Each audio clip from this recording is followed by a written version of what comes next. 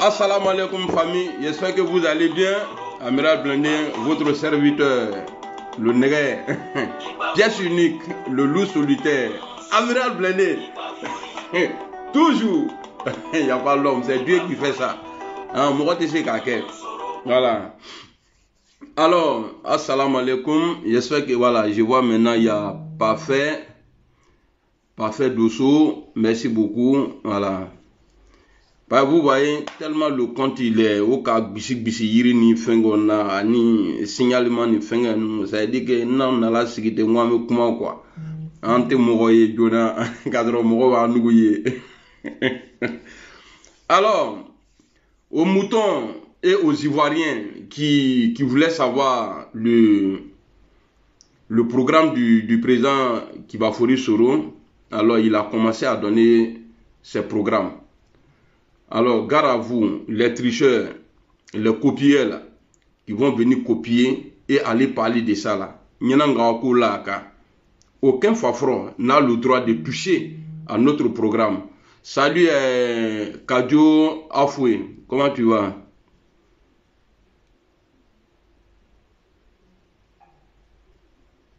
Ah, ni qu'on fasse l'année fait, c'est que toi tu n'as rien à faire. Quelqu'un qui se fâche contre le nègre, c'est qu'il n'a rien à faire.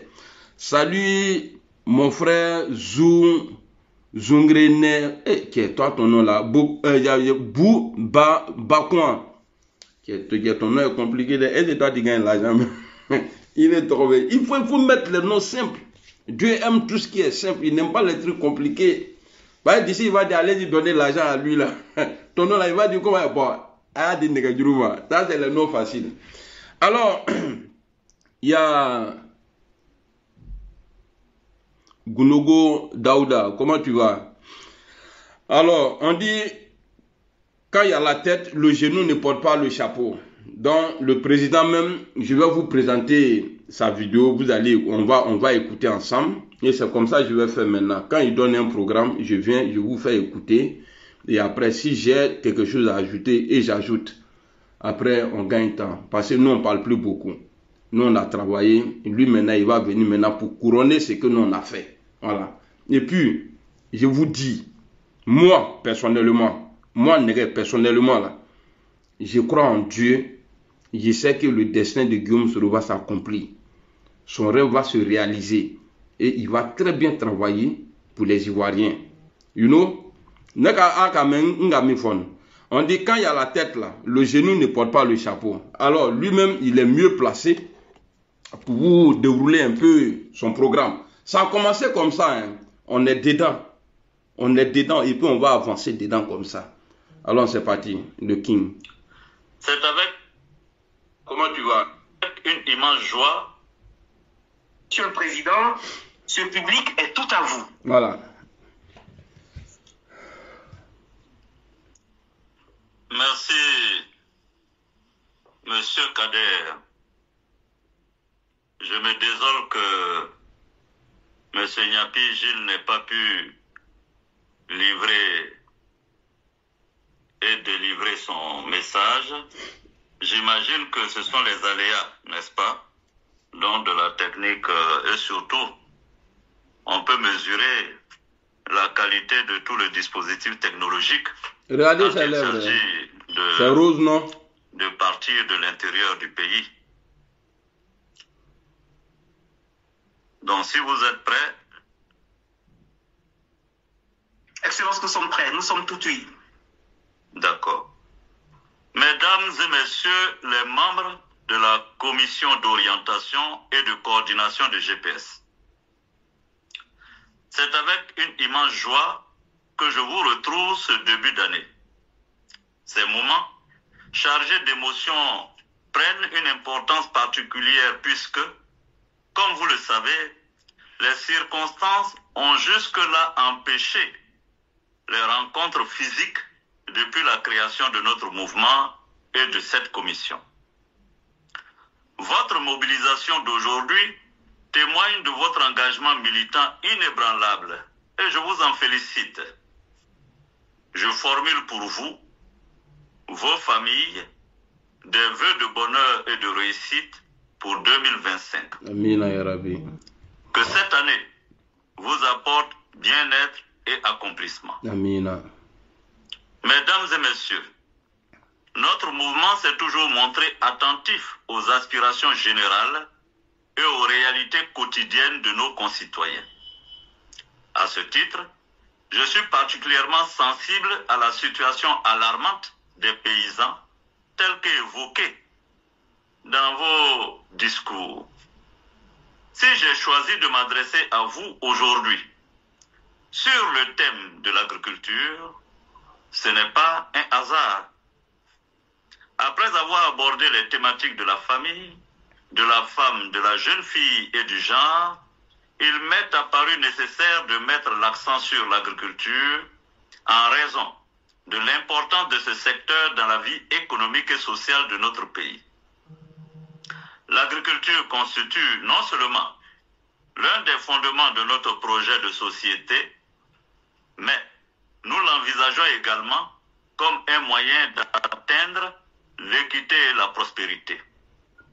Cette thématique me touche particulièrement car j'ai la chance et l'honneur d'appartenir à cette noble corporation. En effet, ça ne surprendra personne quand j'affirme ici que je suis agriculteur, tout comme bon nombre d'entre vous, et fils de paysans. En outre, mon enfance et mon adolescence ont été façonnées par les valeurs et principes enseignés par le labeur de la terre. La bonne fortune m'a fait naître d'un père qui travaillait dans la compagnie ivoirienne pour le développement du textile, CIDT. Anciennement CFDT, c'est-à-dire la compagnie française pour le développement du textile, dont le cœur d'activité, vous imaginez bien, était le monde rural.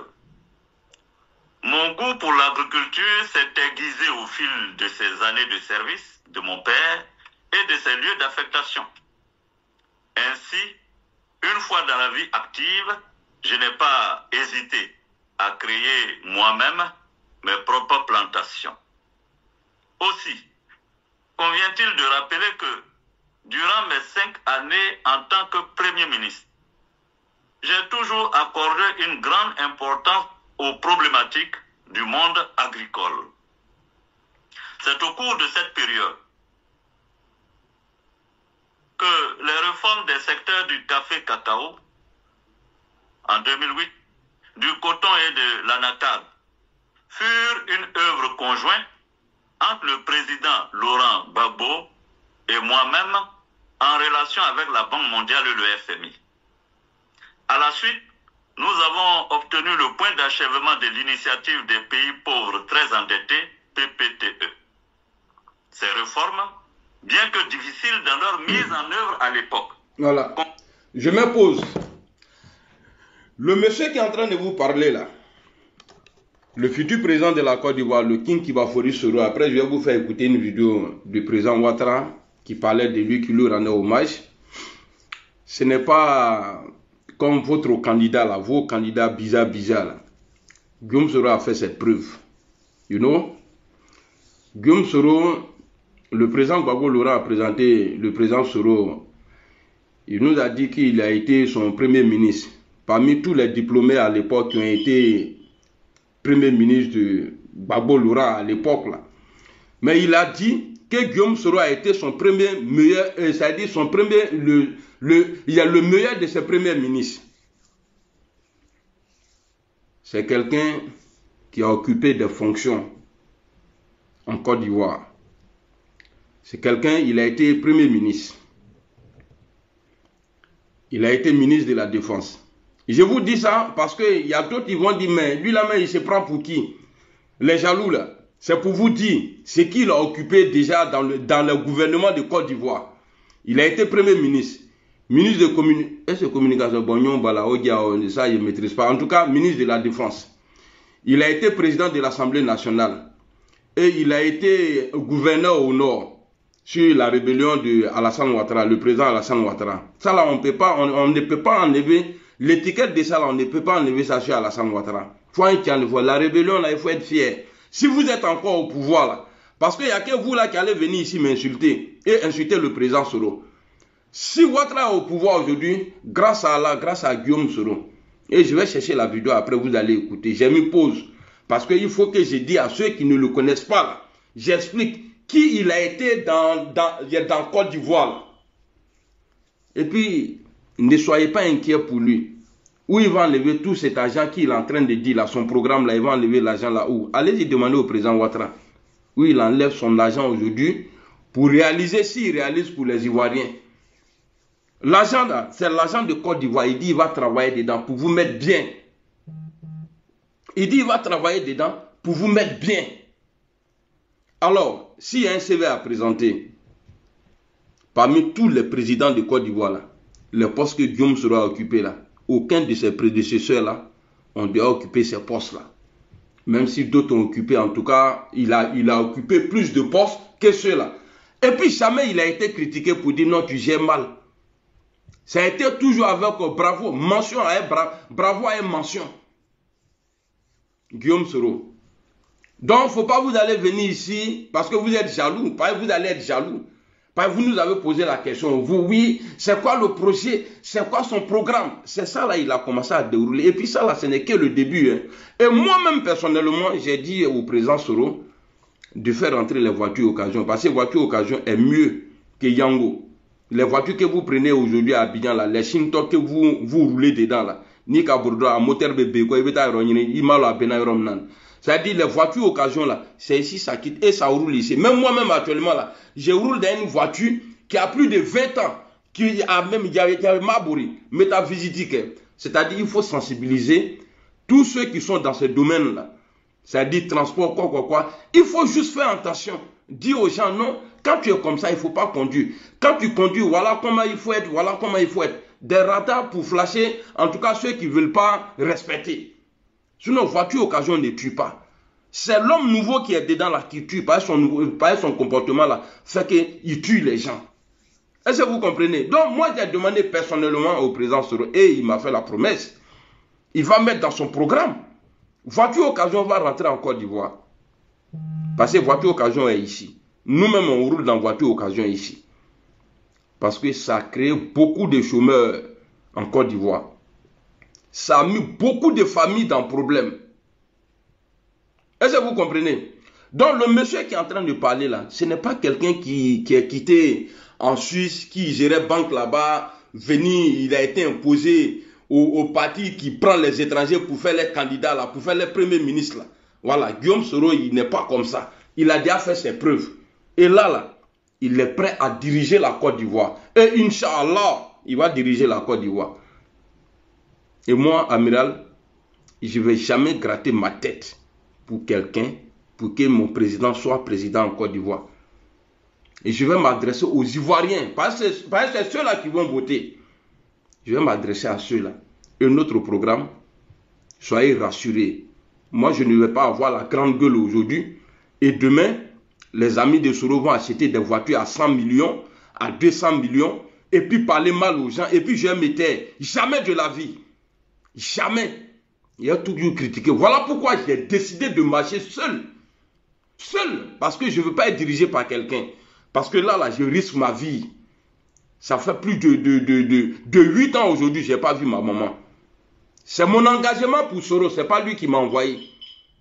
Tout ce qui m'arrive là, ce n'est pas Soro. Mais c'est mon engagement. Ce que j'ai choisi là, c'est ce qui me met dans tout ça là.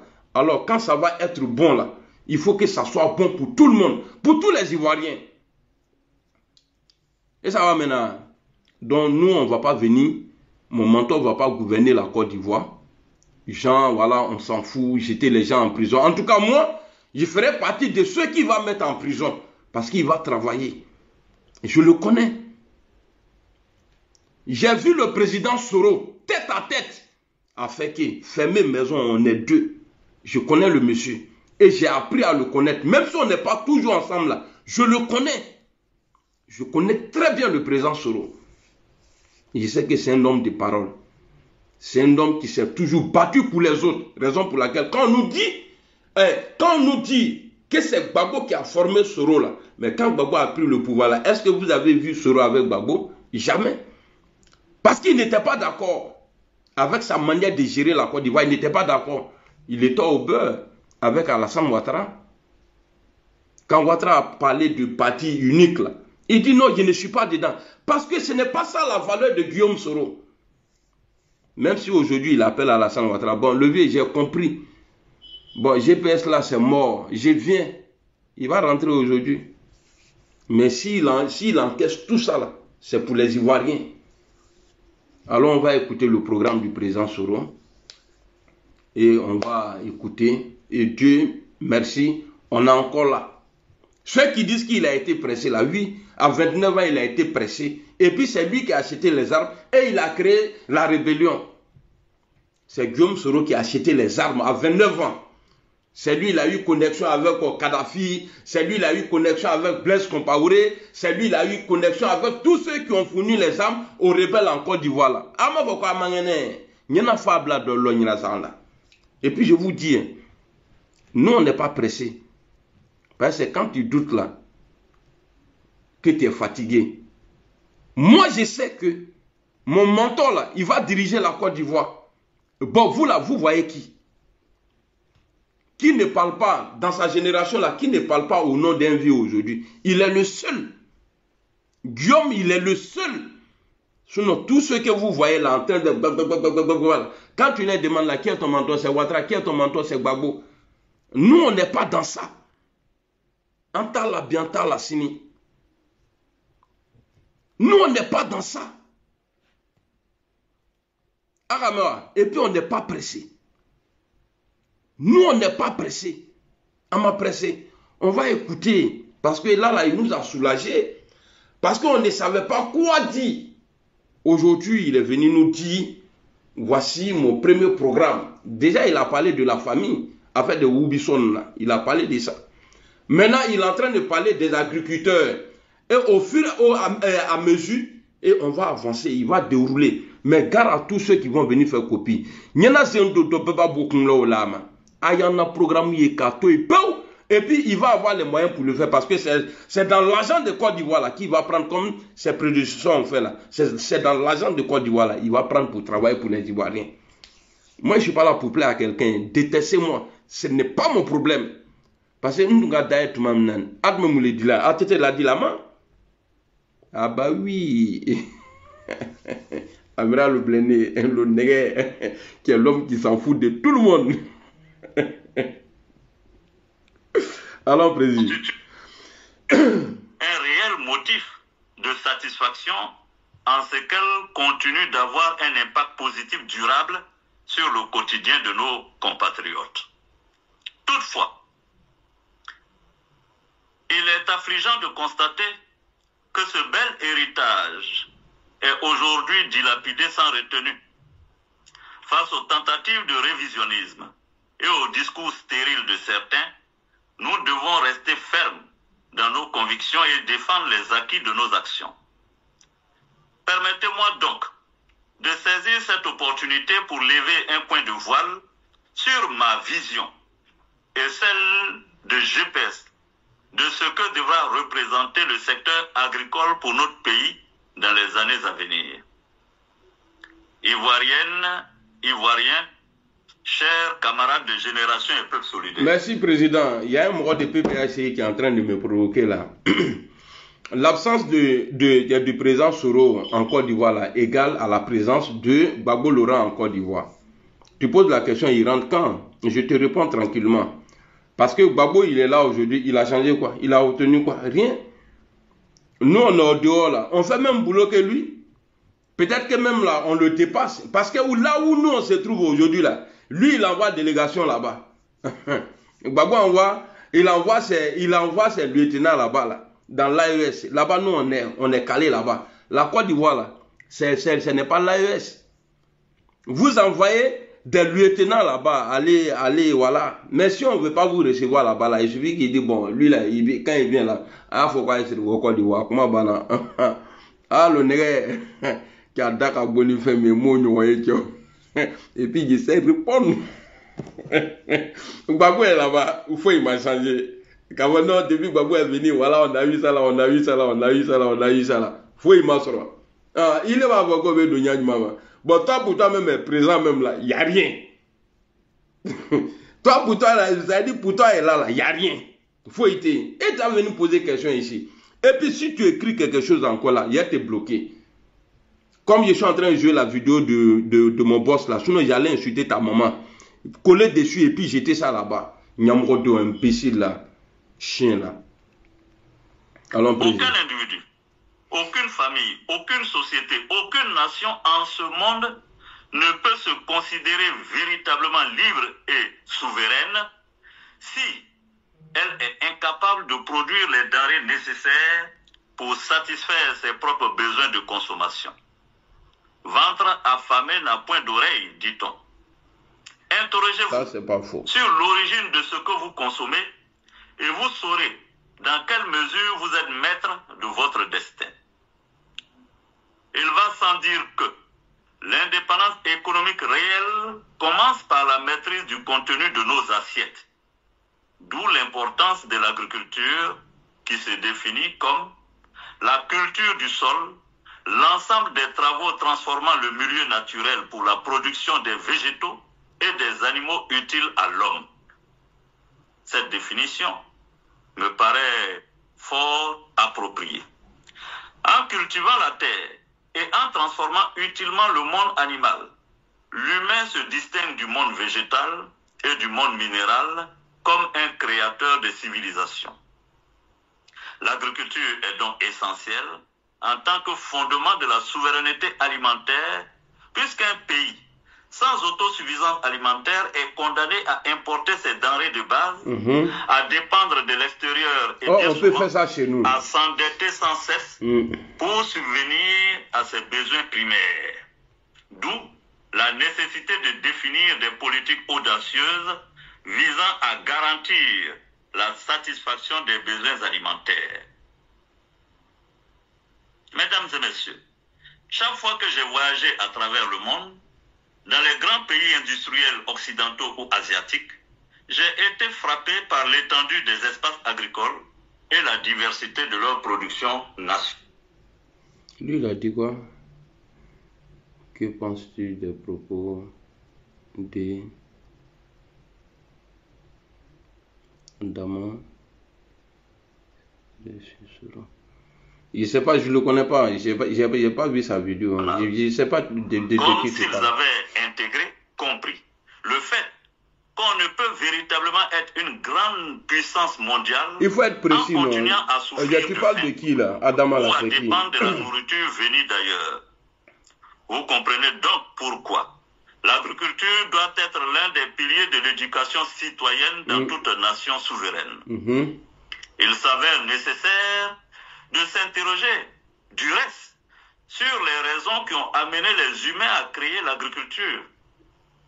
Eh bien, c'est bien simplement parce que la nature ne peut spontanément répondre à tous nos besoins.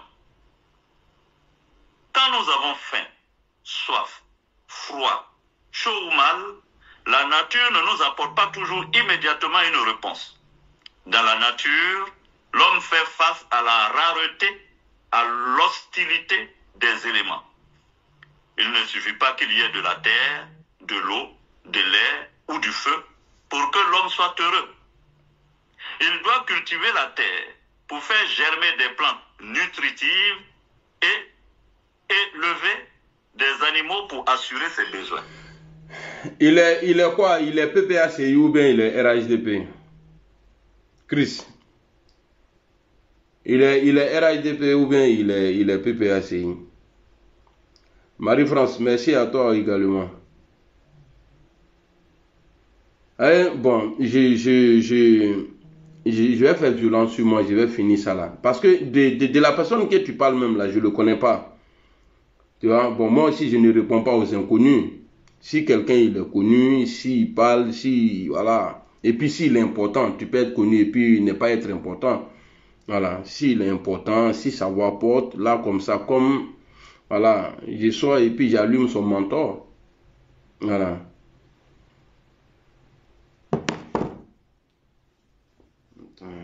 Parce qu'il y a blanc là, je ne vois pas bien. Que penses-tu des propos d'Adama? Adama quoi, 5 qui... qui dit qu'ils détesteront et qu'il est pour déstabiliser la Côte d'Ivoire. Bah, je ne sais pas de qui tu parles, mon frère. Je ne sais pas de qui tu parles. De ce fait, l'agriculture conditionne la survie de l'humanité, surtout à mesure que sa population augmente à travers les siècles et les millénaires, accroissant la pression de la demande alimentaire sur l'écosystème terrestre. C'est ainsi que l'humanité est passée des sociétés de chasseurs-cueilleurs nomades de la préhistoire aux sociétés agricoles sédentaires de l'histoire. L'humanité est progressivement sortie de l'agriculture traditionnelle où le corps humain, les animaux de labour et les outils jouaient un rôle primordial pour entrer de nos jours dans l'agriculture moderne où les machines, les robots et les modifications génétiques des plantes jouent un rôle croissant. Ce passage d'une économie de subsistance à une économie agricole a marqué le début de la civilisation humaine telle que nous la connaissons. Il dit Adama est un conseiller d'Ibrahim Traoré qui dit qu'ils vont utiliser ce rôle pour déstabiliser la Côte d'Ivoire. C'était sur un plateau télé.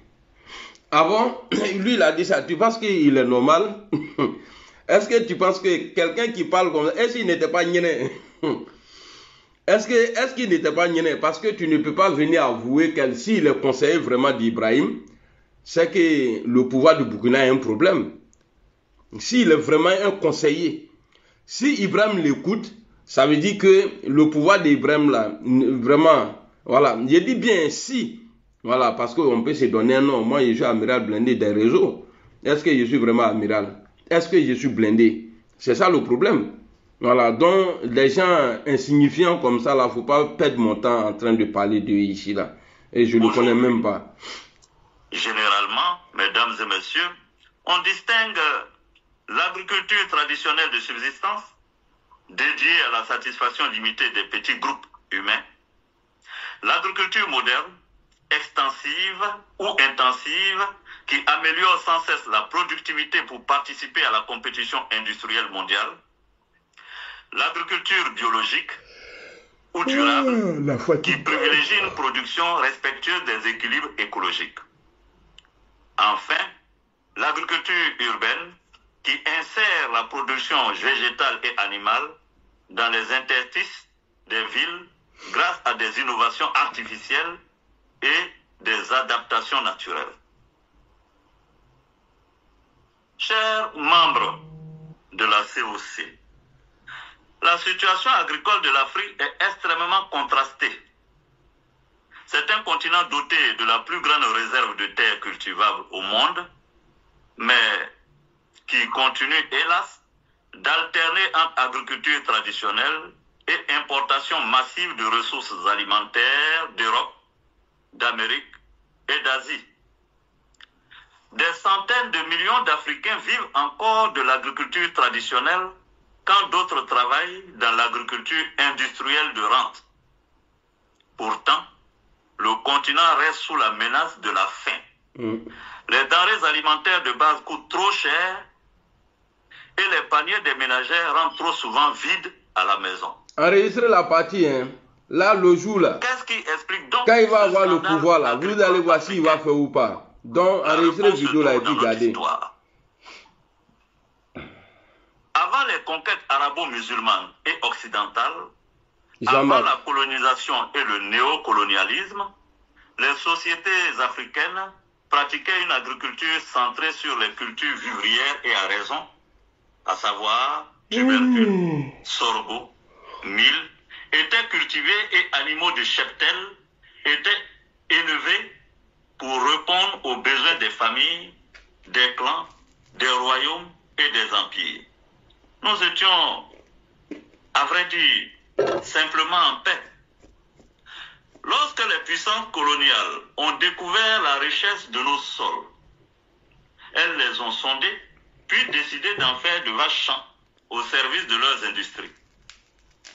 et ce, en expropriant nos ancêtres et en les soumettant aux travaux forcés. Comme tous les autres pays africains qui ont connu la colonisation française, anglaise, portugaise, espagnole ou allemande, la Côte d'Ivoire n'échappe pas à cette vocation agricole première de toute économie en ce monde. La colonisation française en Côte d'Ivoire a introduit et développé des cultures spécifiques pour répondre aux besoins économiques de la métropole, faisant de l'agriculture ivoirienne une agriculture extravertie. Cacao, café, coton, EVA, palmier à huile, banane, canne à sucre, riz, tabac, arachide, etc. sont des cultures souvent importées d'Amérique ou d'Asie et qui ont été massivement implantées au détriment de nos cultures vivrières. C'est un constat. Ce n'est pas une critique. Il est évident que les autorités coloniales françaises ont sélectionné des cultures présentant un fort potentiel économique pour l'exportation afin de fournir des matières premières aux industries françaises et de générer des revenus pour la colonie. Les critères de sélection incluaient, d'une part, la demande industrielle en France, les produits comme le coton pour le textile, l'arachide pour l'huile et le caoutchouc pour diverses applications industrielles étaient très recherchés. D'autre part, les avantages... Je vous invite à aller suivre la vidéo entière sur la page du président Soro. Moi, je l'ai partagée. Si vous cliquez dessus, vous allez aller directement sur la page du président Soro. Alors, les frères qui demandaient le programme du président Soro, c'était pour vous annoncer qu'il a commencé. Alors, soyez branchés, restez connectés à la page du président Guillaume Soro. Il va vous dérouler tout son programme. You know? Si c'est pour l'argent, là, ne posez pas de questions parce que vous êtes souvent idiot. Vous avez problème de réflexion. Vous avez dit, mais il va enlever l'argent là où? Regardez Alassane Ouattara, dans l'opposition là, il n'a jamais apporté quelque chose à la Côte d'Ivoire. C'est quand il est président là, on nous dit que ouais, la Côte d'Ivoire a changé. Voilà, qu'il a donné l'argent là. Et puis quand il va prendre crédit là, ce n'est pas à lui on donne, hein. C'est la signature de la Côte d'Ivoire, l'État de Côte d'Ivoire, qui fait qu'on nous donne crédit. Voilà, on est endetté aujourd'hui. Mais, Inch'Allah, quand nous allons arriver au pouvoir, on va faire beaucoup pour vous. Inch'Allah. Et je vous dis, et je vous rassure, que le président Guillaume Soro, s'il pensait qu'à lui-même, là, il allait rester président de l'Assemblée nationale de Côte d'Ivoire. Parce qu'il s'est toujours battu pour le bien des autres. Raison pour laquelle aujourd'hui, là, on l'appelle le chef rebelle. Or, il n'a jamais été le chef rebelle. Parce que je vous dis ici, ça a 29 ans, il a été le porte-parole de la rébellion. 29 ans. Il a été le porte-parole de la rébellion. Le président Alassane Ouattara. Voilà pourquoi aujourd'hui, quand vous regardez, tous les rebelles là, chefs rebelles, ceux qui avaient Kalash sur le terrain là, en train de coucher là, et tous ils travaillent avec lui. Personne n'est parti en prison. Ouais, c'est ça, on va comprendre quand on n'est pas idiot. Voilà, donc, c'était pour vous dire, pour vous annoncer que le président Guillaume Soro a commencé à dérouler ses programmes de gouvernance. Je ne sais pas si c'est comme ça on dit, en tout cas, il a commencé à nous parler de ce qu'il va faire pour la Côte d'Ivoire. Que Dieu nous donne longue vie. Je vous aime et bon dimanche. On est ensemble. Amiral Blindé, le loup solitaire, on est ensemble. Je ne suis pas là pour plaire à quelqu'un. Peut-être que ma future femme, sinon quand il y a un réseau, oh, aïe, au table.